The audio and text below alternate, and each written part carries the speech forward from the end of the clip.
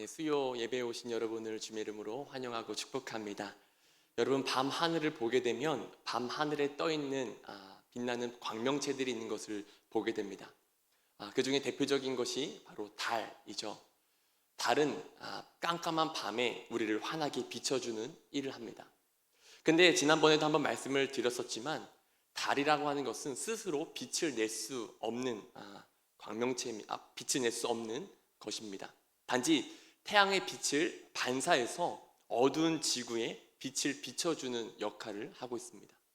근데 여러분, 생각해 보면 이 달이 우리에게 빛을 비춰주는 역할만 하는 것은 아니라는 생각이 듭니다. 때로는 정반대로 우리로 하여금 그 태양의 빛을 막아서는, 차단을 하는 그 역할도 하는 것을 보게 됩니다. 우리가 일식이라고 하죠. 태양과 달이 일직선으로 놓여 있는 그 상태가 되면 태양의 빛을 반사하던 달은 어느새 태양의 빛을 가로막는 위성이 되고 맙니다. 근데 어쩌면 우리 그리스도인들도 이러한 달과 같이 될 수도 있겠다라는 생각이 들었습니다. 예수님께서는 우리 그리스도인들을 일컬어서 너희는 세상의 빛이다 라고 말씀하셨습니다. 즉, 예수님의 영광, 예수님의 이름을 드러내는 그러한 존재가 바로 우리 그리스도인이라는 거죠. 근데 세상에 하나님의 그 빛을 드러내야 할 우리가 때로는 하나님의 빛을 드러내기는커녕 오히려 하나님의 그 빛을 가로막는 그러한 사람이 될 수도 있겠다라는 생각이 듭니다. 여러분들은 어떻습니까? 여러분은 하나님을 드러내시는 자인가요? 아니면 하나님을 가리시는 자인가요? 간절히 소망하는 것은 저와 여러분들의 주변 사람들에게 하나님의 빛을 비출 수 있는, 하나님의 빛을 드러낼 수 있는 귀한 통로가 될 수 있었으면 좋겠습니다. 특별히 오늘 말씀을 나누면서 우리 모두가 하나님의 영광을 가리는 자가 아니라 하나님의 영광을 드러낸 자로 세워질 수 있기를 주님의 이름으로 간절히 소망합니다. 오늘 우리가 읽은 본문은 너무나도 유명한 말씀입니다. 예수님께서 가나에서 열린 한 혼인잔치에 제 아들과 함께 참여하게 되십니다. 근데 이 혼인잔치에 문제가 생기게 되죠. 그 문제가 무엇입니까? 혼인잔치에 있어서 기쁨이라고 할 수 있는, 기쁨을 상징하는 포도주가 떨어져 버리고 맙니다. 그리고 이때 예수님께서는 물로 포도주로 만드시는 그 일을 행하시게 되죠.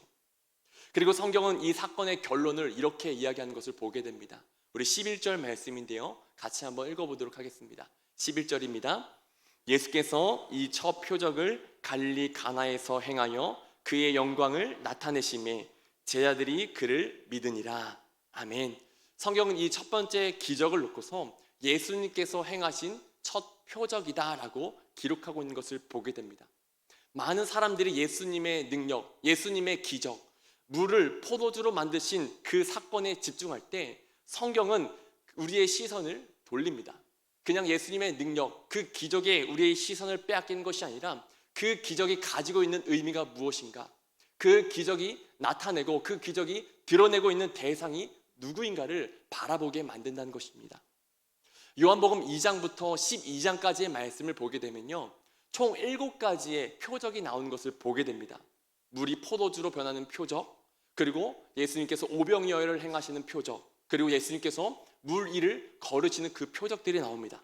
근데 중요한 것은요, 이 7가지의 표적들은 그냥 단순히 예수님의 기적을 이야기하는 것이 아니라 이 표적들을 통하여서 세상 가운데 예수님의 영광을 드러내고 예수님이 누구이신지를 나타내는 것이 바로 이 표적의 역할들이라는 겁니다. 그런가 하면 요한복음 13장부터 17장까지의 말씀을 보게 되면요, 표적을 보고 예수님의 제자가 된 예수 공동체 안에서 예수님께서 말씀을 통해 예수님의 제자들에게 당신이 누구이신지, 당신의 영광을 말씀하시는 것을 보게 됩니다. 그러니까 요한복음 2장부터 17장까지 어떻게 보면 요한복음 전체에 걸쳐서 예수님께서는 끊임없이 자신이 누구이신지를 드러내기를 원하신다라는 사실입니다. 여러분, 이것이 요한복음이 기록된 목적입니다. 요한복음 20장 31절 말씀을 보면은 분명하게 이 사실을 이야기하는 것을 보게 되는데요, 우리 31절 말씀 함께 보겠습니다. 시작. 오직 이것을 기록함은 너희로 예수께서 하나님의 아들 그리스도이심을 믿게 하려 함이요 또 너희로 믿고 그 이름을 힘입어 생명을 얻게 하려 함이니라. 아멘. 요한복음은 기록의 목적을 분명히 이야기합니다. 예수께서 하나님의 아들 그리고 그리스도가 되심을 믿게 하기 위해서, 그리고 믿어서 생명을 얻게 하기 위해서 이 말씀을 기록했다라고 이야기합니다. 그에 따르면 오늘 말씀에 나오는 이 첫 번째 표적은 그 목적을 완전하게 이루었다는 사실을 보게 됩니다. 물이 포도주가 되는 이 표적, 이 사건을 통해서 여러분 어떠한 일이 일어났습니까? 우리 다시 한번 11절 말씀을 읽어보실까요? 다시 한번 11절 말씀 읽어보겠습니다. 예수께서 이 첫 표적을 갈릴리 가나에서 행하여 그의 영광을 나타내심에 제자들이 그를 믿으니라. 아멘. 여러분, 표적은 예수님이 누구이신지를 드러내는데 목적이 있다고 했습니다. 그리고 11절을 보니까 그 표적에 따라서 예수님의 제자들이 예수님을 믿었다라고 이야기합니다. 여기서 말하는 제자들은 요한복음 1장에 나오는 처음으로 예수님께 부름을 받은 제자들입니다. 베드로, 빌립, 나다나엘, 이러한 제자들이 예수님의 이 첫 표적을 보고 예수님을 믿게 되었다라고 이야기하죠. 근데 여러분, 우리가 오늘 말씀을 통해서 주목해 보려고 하는 것은 이 표적 그리고 예수님이 아닙니다. 물론 이것이 가장 중요하죠. 그러나 여기서 더 나아가서 이 표적을 위해서 쓰임받은 사람들, 비록 크게 부각은 되어 있지 않지만 숨은 일꾼들이 있다는 사실을 우리는 조금 주목해 보려고 합니다. 여러분, 그 일꾼들이 누구입니까? 바로 하인들입니다. 오늘 말씀 속에서 물이 포도주가 되기까지 물을 떠다가 연회장에게 가져다 준 인물들이 바로 이 하인들입니다.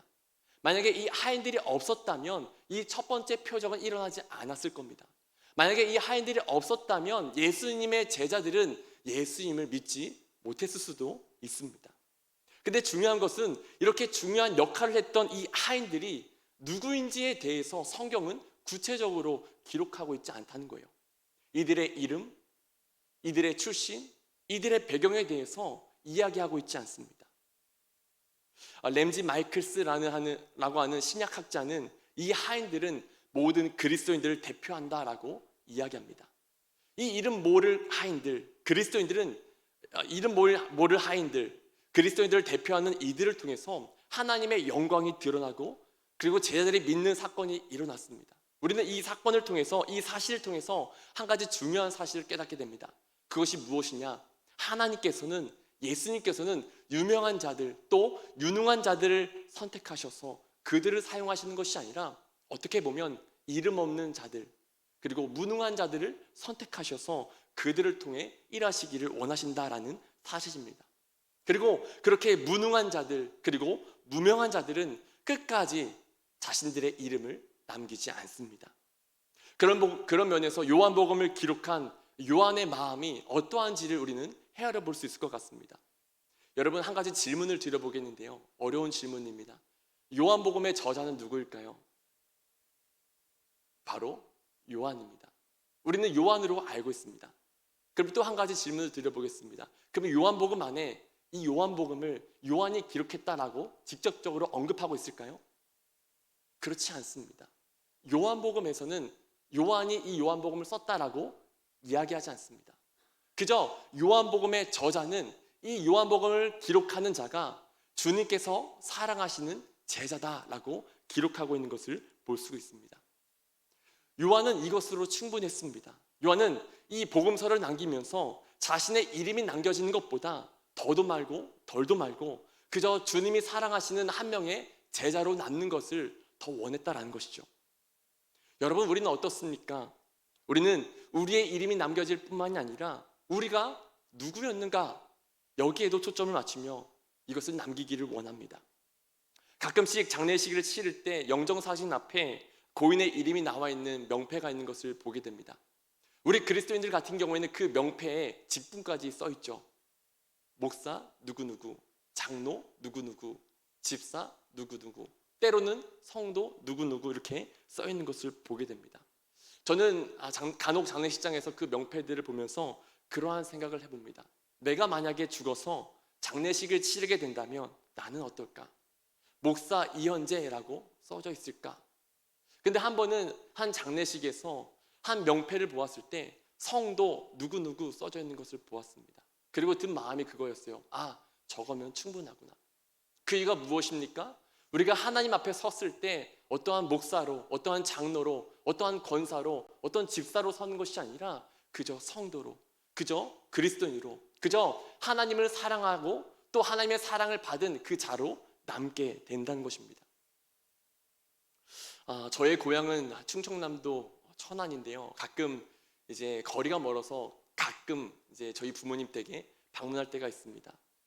가끔씩 제가 부모님 댁에 방문했을 때 부모님께서 저를 어떻게 맞아주실까요? 아유, 우리 목사님 오셨어요 라고 이렇게 맞아주실까요? 그렇지 않습니다. 제가 오랜만에 이제 간혹 부모님 댁에 내려가면 저희 부모님은 이렇게 맞아주십니다. 아이고, 우리 현재 왔어? 이렇게 맞아주십니다. 저희 부모님에게 있어서 저는 목사가 아니라 그저 사랑하는 한 명의 아들일 뿐입니다. 만약에 저희 부모님이 저를 우리 목사님 왔어요 이렇게 하면 가기 어려울 것 같아요. 부담이 되기도 하고 부끄럽기도 하고 가기 싫어질 것 같습니다. 근데 저희 부모님은 그저 한 명의 사랑하는 아들로 저를 맞아주십니다. 그리고 저는 그것으로 충분합니다. 여러분, 우리가 하나님 앞에서도 이와 마찬가지지 않을까요? 우리가 어떤 직분을 가졌고 우리가 세상에서 어떠한 일을 했느냐보다 중요한 것이 내가 하나님 앞에서 한 명의 그리스도인으로서 그리고 하나님을 사랑하는 자로서 서 있으면 충분한 줄 믿습니다. 내 삶 속에서 내가 무엇을 했느냐, 내 직분이 무엇이냐, 내 이름이 남겨지는 것이 아니라 내 삶을 통하여서 주님의 이름이 남겨지고 또 주님의 영광이 드러나는 것, 이것만으로 충분하다고 생각이 듭니다. 저와 여러분들의 삶 속에 우리의 이름이 남는 것이 아니라 우리의 삶을 통하여 예수님의 이름이 남고 또 예수님의 영광이 남는 귀한 복이 있기를 간절히 소망합니다. 그러면 우리는 나는 없고 예수님의 이름만 남는 그러한 삶을 살 수 있을까요? 우리는 어떻게 그러한 삶을 살 수 있을까요? 우리는 오늘 말씀 속에 나오는 하인들을 통해서 중요한 사실을 배울 수가 있습니다. 그 사실이 무엇이냐? 하인들은 순종의 사람들이었다라는 겁니다. 우리는 오늘 말씀을 통해서 하인들의 모습을 볼 때 이들의 순종에 어떠한 모습들이 담겨져 있는지, 이들의 행한 순종이 어떠한 순종이었는지를 크게 두 가지로 생각을 해볼 수 있을 것 같은데요. 이들의 모습을 통해 우리가 볼 수 있는 첫 번째 순종은 바로 하나님의 말씀에서 시작된다라는 사실입니다. 내 뜻과 내 생각에서 순종이 시작되는 것이 아니라 내가 무언가를 행하기 전에 하나님의 말씀이 내 삶 가운데 와야 된다는 겁니다. 다시 말씀으로 돌아가 보면 결혼식에 포도주가 떨어졌을 때 마리아는 예수님께 포도주가 떨어졌다라는 사실을 이야기합니다. 그 이야기를 들은 예수님의 반응이 어떻습니까? 우리 오늘 말씀 4절 말씀인데요. 4절 말씀 같이 한번 읽어보겠습니다. 4절입니다. 예수께서 이르시되 여자여 나와 무슨 상관이 있나이까? 내 때가 아직 이르지 아니하였나이다. 아멘. 마리아의 이야기를 들은 예수님은 마치도 지금 당면한 그 문제가 자신과는 전혀 상관없는 문제처럼 이야기를 하십니다. 그리고 아무런 일도 행하시지 않을 것처럼 말씀을 하십니다. 그러면 당연히 마리아도 포기해야 될 것 같은데 마리아는 포기하지 않습니다. 이번에는 예수님이 아니라 그 결혼식장에 있던 하인들에게 가서 이야기합니다. 우리 5절 말씀 이어서 함께 읽어보겠습니다. 그의 어머니가 하인들에게 이르되 너희에게 무슨 말씀을 하시든지 그대로 하라 하니라. 아멘. 그리고 이어지는 말씀을 보게 되면 놀랍게도 이 문제에 대해서 큰 관심이 없어 보이셨던 예수님께서 7절에 가서 하인들에게 드디어 말씀으로 명령을 행하시는 것을 보게 됩니다. 여러분, 이 문제에 대해서 관심이 없어 보이셨던 예수님을 무엇이 움직이게 했을까요? 말씀에 기록이 되어 있지는 않지만 아마도 그 시작점에는 하인들의 마음에 있지 않을까라는 생각이 듭니다. 마리아로부터 예수님께서 무엇이든지 말씀하시든지 그대로 행하라라는 이야기를 들었을 때 이 하인들은 그 마음 가운데 결정을 내렸을 겁니다. 저분이 우리에게 무엇을 말씀하시든지 우리는 그대로 행할 것이야. 그리고 예수님이 말씀하실 때까지 이들은 기다렸습니다. 그리고 실제로 예수님께서 말씀하셨을 때 여러분 말씀을 보면요, 이 하인들은 어떠한 토도 달지 않습니다. 그저 빈 항아리, 돌 항아리 6개의 물을 가득 채워와라 하니까 곧바로 가득 채워왔습니다. 그리고 가득 채워온 이 돌 항아리를 연회장에게 갖다 주어라 라고 말씀하시자 이 하인들은 토를 달지 않고 그 항아리를 연회장에게 가져다 주었습니다. 여러분, 이 말씀을 통해서 우리는 중요한 사실을 발견하게 됩니다. 순종의 시작은 바로 하나님의 말씀에 있다는 겁니다. 하나님께서 말씀하시지도 않았는데 무언가를 행하는 것이 아닙니다. 말씀하실 때까지 우리는 기다려야 합니다. 하지만 우리는 주님께서 나에게 말씀하시지 않는다라고 간혹 투덜대기로 합니다. 그러나 우리는 알아야 됩니다. 하나님께서 우리에게 말씀하시지 않는 것이 아니라 말씀하시지 못하는 것일 수도 있다는 겁니다. 그 이유가 무엇입니까? 우리가 무언가를 행할 때 이미 내 계획과 내 생각 안에서 이미 다 결정을 지어놓고 하나님께 통보하기 때문입니다. 그리고 하나님께 기도할 때는 내가 결정한 것들, 그리고 내가 계획을 세운 것들에 있어서 필요한 것들이 있다면 그 부수적인 것들을 놓고 하나님을 찾고 하나님께 기도하기 시작합니다. 말씀을 준비하면서 저는 제 자신을 한번 돌아보았습니다. 이제 얼마 안 있으면 성경학교 그리고 수련회가 시작이 됩니다. 저는 유치부 성경학교와 청년부 수련회를 이제 준비하고 있는 과정에 있습니다. 근데 말씀을 준비하면서 그 준비하는 과정 속에서 내가 어떻게 준비했는가를 돌아보았습니다. 그리고 그 결과 하나님의 말씀보단 내 생각과 내 계획대로 결정한 것이 너무나도 많았다는 생각이 들었습니다. 우선적으로 일정을 정하는 것부터, 날짜를 정하는 것부터 내 생각이 앞섰다는 생각이 들었습니다. 그 이유가 무엇이냐? 그냥 작년에 했었으니까, 그리고 더 많은 인원이 참여할 수 있는 날짜가 이 날짜니까 하나님께 묻지도 않고 그냥 선생님들과 이야기해서 그냥 이 날짜로 합시다 라고 정했던 그 모습이 떠올랐습니다. 이처럼 우리들은 무언가를 행할 때 하나님께 묻지 않고 충분히 우리는 똑똑하고 충분히 우리는 경험 있고 충분히 우리는 능력이 있어서 우리는 충분히 부족함 없이 무언가를 할 수 있다라고 생각합니다. 그리고 무언가를 결정한 후에 그 이후에 하나님께 통보하죠. 하나님, 이렇게 하기로 했어요. 근데 이걸 하기 위해서 이것들이 필요해요. 채워주세요. 기도합니다. 근데 우리가 무언가를 계획하고 결정하기 이전에 우리는 하나님께 물을 수 있어야 된다는 겁니다. 여러분의 순종의 시작점은 하나님의 말씀에 있습니다. 내 생각, 내 계획, 이러한 것들을 무언가를 시작하기 전에 내려놓고 하나님 말씀해 주세요. 제가 순종하겠습니다 라고 믿음으로 우리의 마음 가운데 결단하고 고백하며 나아갈 때 그 마음 가운데 성령님을 통하여서 그리고 말씀을 통하여서 하나님께서 우리에게 분명히 말씀하실 줄 믿습니다. 여러분, 우리가 우리의 생각, 우리의 경험, 우리의 의지를 의지하기보다는 하나님의 말씀을 더욱더 신뢰하며 나아갈 수 있기를 간절히 소망합니다. 하나님께 묻고 하나님의 음성을 들으며 나아가는 저와 여러분들이 될 수 있기를 바랍니다. 그런가 하면 제 아들의 순종을 통해서 우리가 볼 수 있는 것은 순종이라는 것은 쉬운 일인 동시에 또한 어려운 일일 수도 있다는 겁니다. 굉장히 모순적이죠. 순종이라는 것이 어떻게 보면 쉬울 수도 있고 또 어떻게 보면 어려울 수도 있습니다. 여러분, 하인들은 예수님의 말씀대로 빈 항아리 6개의 물을 가득 채웠습니다. 그리고 그 가득 채운 그 물 항아리를 말씀대로 연회장에게 가져다 주었습니다. 여러분, 이 하인들의 이 행위가 어려운 일이었을까요? 이것을 어떻게 보느냐에 따라 다를 것 같습니다. 어떻게 보면 쉬울 수도 있고 또 어떻게 보면 어렵다고 이야기할 수도 있습니다. 문자 그대로 놓고 보면 이들이 물을 가득 담아다가 연회장에게 갖다 준 것은 건강한 사람이라고 한다면, 그리고 힘이 있는 남성이라고 한다면 굉장히 쉬운 일일 수 있습니다. 그 행위 자체가 어렵지가 않다는 거죠. 예수님께서 하인들에게 요구하신 것은 어떤 불가능한 영역의 일이 아니었습니다. 물을 포도주로 만들어서 너희가 포도주를 갖다 주어라 라고 말씀하시지 않았다는 것이죠. 이것은 우리에게도 동일합니다.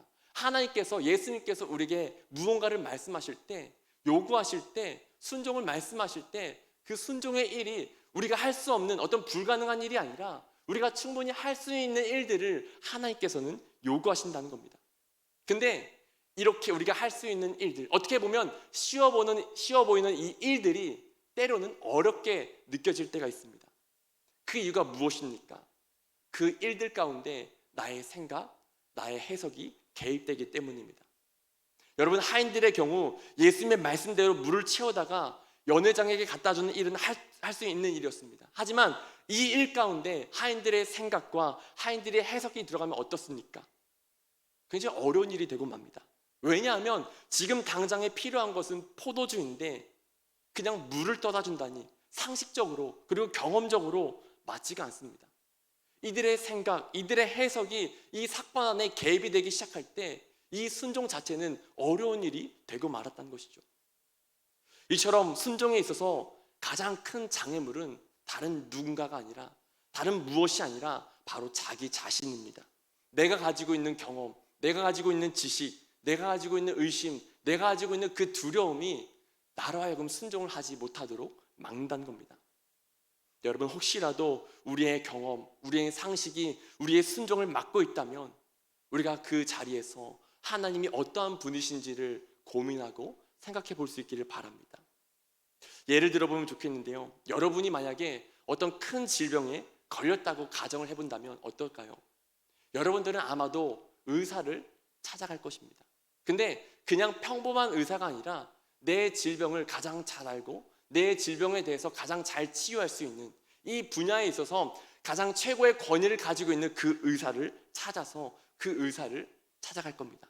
근데 막상 그 최고의 권위를 가지고 있는 그 의사를 찾아갔는데 그 의사가 우리에게 하는 말이, 그 의사가 내려준 그 처방이 우리의 상식과 우리의 생각에 맞지 않는다라고 한다면 어떻게 하겠습니까? 그 처방전대로 행하지 않을 것입니까? 그렇지 않을 겁니다. 우리는 그 의사가 최고의 권위를 가지고 있는 의사라는 사실을 알고 있기 때문에 그 처방전의 내용이 우리의 생각, 우리의 상식에 맞지 않아도 그 처방전에 합당하게 생활을 할 겁니다. 여러분, 우리가 하나님의 말씀에 순종하는 순간, 그 말씀이 우리의 상식, 우리의 통념에 부딪히는 순간, 그 가운데 우리는 하나님이 어떠한 분이신지를 기억해야 됩니다. 여러분, 하나님은 이 세상을 창조하신 전능하신 분, 이 세상에 일어나는 모든 것들을 알고 계신 전지하신 분이십니다. 그리고 중요한 것은 그분이 우리를 사랑하시고 또한 우리를 선한 길로 인도하기를 원하십니다. 근데 그분이 우리가 잘못되고 우리가 불행하기를 원하셔서 우리에게 엉뚱한 일을 행하라고 말씀하실까요? 결코 그렇지 않다는 겁니다. 우리가 그 하나님을 알 때 우리는 그 하나님이 말씀하시는 그 말씀의 내용이 우리의 생각과 달라도, 우리가 가려던 길과 달라도 우리는 순종하며 그 길로 나아갈 수 있다는 겁니다. 여러분, 우리가 순종하려고 하는 그 순간 하나님의 그 말씀이 우리의 생각과 맞지 않을 때, 그때 하나님을 기억하고 그 하나님의 말씀에 순종할 수 있는 저와 여러분들이 될 수 있기를 소망합니다. 우리가 할 수 있는 영역 안에서 우리가 최선을 다해 순종하며 나아갈 때 불가능한 그 영역은, 불가능한 일은 하나님께서 행하실 줄 믿습니다. 온전히 순종함으로써 하나님의 일하심을 경험하는 저와 여러분들이 될 수 있기를 간절히 소망합니다. 말씀을 맺겠는데요, 이제 성경학교가 얼마 남지 않았습니다. 특별히 가장 먼저 진행되는 유치부 성경학교가 있는데요, 다음 주 7월 15일부터 16일에 진행이 됩니다. 근데 유치부 성경학교의 주제를 보면요, 가디언즈, 하나님 나라를 지켜라라는 주제로 이제 진행이 됩니다. 어떤 분들은 가디언즈가 뭐예요? 라고 질문을 하시기도 하는 것 같습니다. 이 가디언즈라는 것은요, 가디언이라고 하는 영어의 복수형입니다. 가디언은 수호자 그리고 후견인을 의미합니다. 즉, 하나님께서 우리를 하나님 나라의 수호자들로 불러주셨다는 그 사실을 우리 아이들과 성경을 통해서 이제 배우게 됩니다. 근데 다음 주부터 진행될 이 성경학교를 보면요, 이 성경학교에 나오는 그 가디언즈들, 수호자들, 하나님 나라를 지키는 그 수호자들의 인물들을 보면요, 그 인물들이 굉장히 유명한 사람들, 뭐 베드로, 바울, 이러한 사람들이 아니라요, 우리에게 잘 알려져 있지 않는, 그리고 유명하지 않은, 그리고 능력이 없어 보이는 사람들로 준비되어 있는 것을 보게 됩니다. 마리아와 또 다른 마리아, 그리고 수많은 여인들, 그리고 아나니아, 그리고 브리스길라와 아굴라, 이렇게 유명하지 않은 사람들이 하나님 나라의 가디언즈로 부름을 받아서, 즉 하나님 나라의 수호자로 부름을 받아서 하나님의 뜻에 순종하는 그런 일들을 이제 우리 아이들과 나누게 됩니다. 여러분, 하나님께서는 꼭 유명한 사람만 부르시는 것이 아니라 무명한 사람들, 그리고 무능한 사람들을 부르셔서 그 사람들의 순종을 통해 일하십니다. 그리고 그 무능한 자들, 그리고 그 무명한 자들이 하나님의 뜻에 순종하며 나아갈 때, 그리고 하나님 나라의 가디언즈가 되어 나갈 때 하나님께서는 우리의 가디언이 되어주셔서, 반대로 하나님께서 우리의 보호자, 하나님께서 우리의 수호자가 되어주셔서 우리를 돌봐주시고 우리를 이끌어 가실 줄 믿습니다. 우리가 이 사실을 믿고 우리 또한 예수님의 이름을 위해서, 하나님 나라를 위해서 순종하며 나아가는 복된 삶이 될 수 있기를 간절히 소망합니다. 우리의 이름이 세상 가운데 남겨지지 않아도 주님이 기억하시면 족하리라는 이 믿음 안에서 날마다 믿음으로 승리하는 저와 여러분들이 될 수 있기를 간절히 축복합니다. 기도하겠습니다. 하나님, 감사합니다. 세상 가운데 무능하고 또 유명하지 않았던 저희들 하나님께서 불러주셔서 하나님 나라의 일꾼으로 세워주시니 감사합니다. 우리가 하나님 나라의 일꾼으로 살아갈 때 하나님, 우리가 우리의 뜻과 우리의 계획대로 나아가는 것이 아니라 먼저 하나님의 말씀 앞에 온전히 설 수 있는 귀한 믿음을 허락하여 주시고, 그 믿음을 가지고 나아갈 때마다 내가 드러나는 것이 아니라 하나님의 이름, 하나님의 영광이 드러나는 복된 삶이 되어질 수 있도록 인도하여 주시옵소서. 내 능력으로 행하려고 하는 것이 아니라 능력 주시는 자 안에서 하나님이 주시는 그 힘과 그 능력을 얻어 모든 것들을 감당하며 하나님의 뜻을 향하며 나아가는 우리 모두가 될 수 있도록 인도하여 주시옵소서. 특별히 이 시간 주님께 나올 때 귀한 예물 드리셨습니다. 강명진 고사님 125속 주간 예배 드리게 하심을 감사합니다. 감사 예물 드리셨습니다.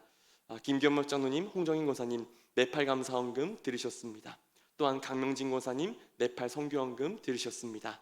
하나님, 주님께 나올 때 마음을 담아 정성을 담아 귀한 예물 드렸습니다. 하나님, 이 감사의 고백 또 헌신의 이 마음을 주님께서 기뻐히 받아주시고 이 예물이 쓰여지는 곳마다 하나님의 영광이 드러나며 하나님의 그 능력이 아름답게 이루어질 수 있도록 큰 허락하여 주시옵소서. 특별히 감사함으로 드릴 때마다 그 마음 가운데 더 큰 기쁨과 하늘의 평안을 더하여 주시고 감사 위에 더 감사를 허락하여 주셔서 그 삶이 감사로 충만한 삶이 되어질 수 있도록 인도하여 주시옵소서.